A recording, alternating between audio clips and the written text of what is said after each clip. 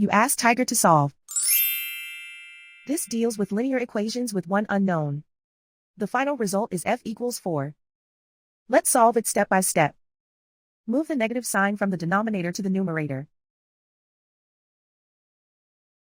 Group all constants on the right side of the equation. Subtract 10 from both sides. Simplify the arithmetic.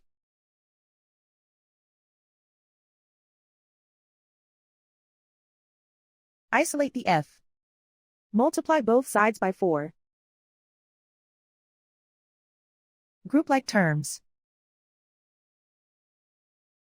Multiply the coefficients. Simplify the arithmetic.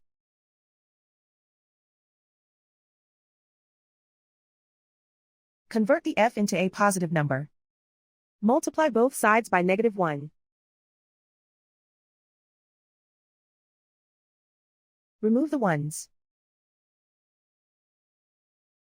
Simplify the arithmetic. And so the final result is f equals 4.